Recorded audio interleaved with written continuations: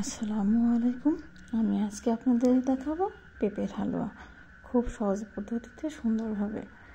তো এই জন্য আমি প্রথমে একটা পেঁপে নিয়েছি, আস্ত পেঁপে, এবং এটাকে আমি সুন্দর করে ছিলে নিয়ে কেটে ধুয়ে নিচ্ছি।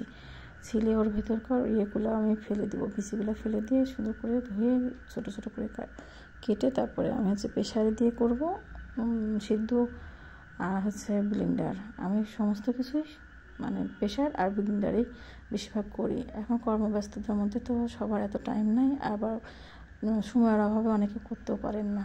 তার জন্য আমি আপনাদেরকে প্রেশারে আর ব্লেন্ডারে সব খাবারগুলো কীভাবে সুন্দরভাবে তাড়াতাড়ি করা যায় সেটা, এবং সহজভাবে করা যায় সেটা শিখাই দেবো।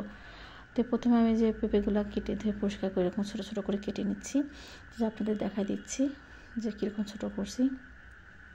আপনার ইচ্ছা করলে তো বড়ও করতে পারেন, প্রেশারে তো সবই সিদ্ধ হয়ে যাবে, কিন্তু তারপর একটু ছোটো ছোটো করলে হয় কি, অল্প দুধ দিয়ে খুব সুন্দরভাবে আপনি সিদ্ধটা করতে পারবেন।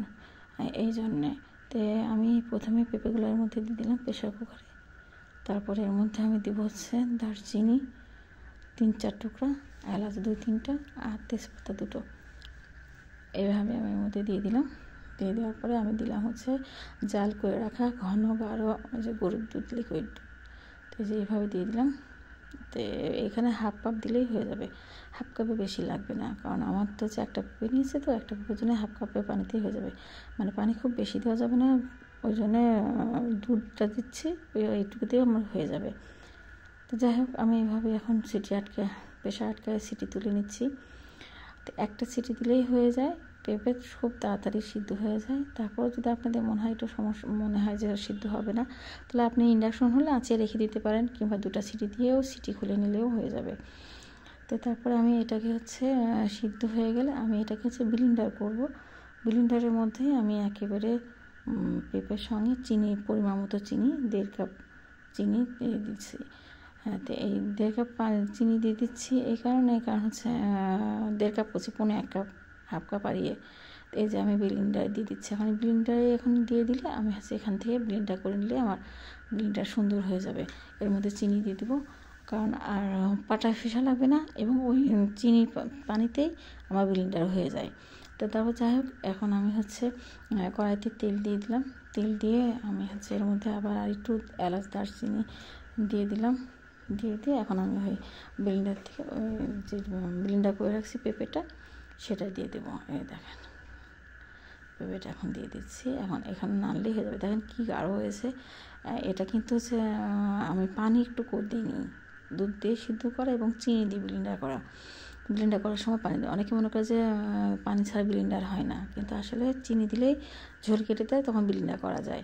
আর যে এখন দিয়ে দিলাম আমি গুঁড়া দুধটাও দিয়ে দিলাম। এমনি দুধ দিয়ে সিদ্ধ করা, আর একটু গুঁড়া দুধ দিয়েছি, এতে একদম থিকনেসটা খুব সুন্দর আছে, আর টেস্টটাও অনেক গুণ বেড়ে যায়। তো যাই হোক, চিনি যেহেতু এর মধ্যে আমি ব্লেন্ডারের মধ্যে দিয়েছি, তার চিনি দেওয়া লাগবে না। এখন গুঁড়া দুধ দিলেই হয়ে যাবে। তারপরে এখন আমি একটু ফুড কালার ব্যবহার করলাম, হালকা একটু লাল কালার করতে চাচ্ছি, তো তাই জন্য একটু ফুড কালার ব্যবহার করলাম। করে আমি এইভাবে এখন নিয়ে নিচ্ছি। এটাতে খুব বেশি রস হয় না, পানি থাকে না, তাই জন্যে খুব তাড়াতাড়ি হয়ে যায় এটাতে। এমনিতে অনেক সময় আলাদা সিদ্ধ করে নিলে বা করলে অনেক পানি থেকে অনেকক্ষণ ধরে নাড়তে হয়, আর এটাতে অতক্ষণ ধরে না লাগলে না। এই যে অল্প একটু নাড়তেই গাঢ় হয়ে যাচ্ছে। তারপর আমি যখন হয়ে আসবে নামানোর আগ দিয়ে আমি এর মধ্যে অল্প সামান্য ঘি দিয়ে দেবো। যখন দেখবেন কড়াই থেকে একদম উঠে যাচ্ছে, আঠালো ভাব হয়ে আসছে, দেখলেই বুঝতে পারবেন আপনারা যারা হালুয়া করেন। তখন এই যে এরকম অবস্থা, আমি একটু ঘি দিয়ে দিলাম। ঘি দিয়ে আমি এখন অল্প একটু নেড়ে চেড়ে নামাই নেব, আর অল্প একটু নাড়লেই হয়ে যাবে আমার পেঁপের হালুয়া রেডি। তো তারপরে আপনারা যেরকম ইচ্ছা সেরকম ডিজাইন সেভ করতে পারবেন, বা এমনি খেতে চাইলে এমনিও খেতে পারবেন, যার যেরকম ইচ্ছা সেরকমভাবে ডিজাইন করে নিতে পারবেন। তো যাই হোক, আমি এই পর্যায়ে দেখেন আমি এখন নামায় ফেলবো, আমার হয়ে যাবে। এখন আমি চুলা অফ করে দিচ্ছি। এই দেখেন উঠে আসতেছে, কড়াই থেকে কি সুন্দর উঠে আসতেছে। তো এটা আমার এখন হয়ে গেছে। এখন আমি বাটিতে পেরে তারপরে এটাকে আমি এক জায়গায় বাটিতে বেড়ে রাখতেছি, তারপরে আমি এটাকে ডিজাইন করব।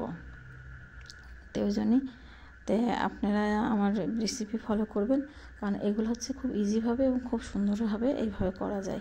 মানে মাপটা আপনাদের পরিমাণ মতো আপনারা দিবেন, কিন্তু পদ্ধতিটা কিভাবে করলে তাড়াতাড়ি হবে, সুন্দর হবে, সেটা আমি আপনাদেরকে শিখাই দিচ্ছি। তো এই জন্যে আমার হচ্ছে ভিডিওটা বানানো, যে আপনারা যদি সহজে খুব সুন্দরভাবে করতে পারেন, সেটা আপনাদের যেন শিখাই দেওয়া, এই আর কি। তো যাই হোক, আমি হচ্ছে এখনই করলাম, এখন এই যে এটা ডিজাইন করে নিব। তো আমার হালুয়া আপনাদের যদি ভালো লাগে, তো সবাই বানিয়ে খাবেন। আর আমার সঙ্গে থাকার জন্য ধন্যবাদ। সামনে আবার ভিডিও দেখাবো। আসসালামু আলাইকুম।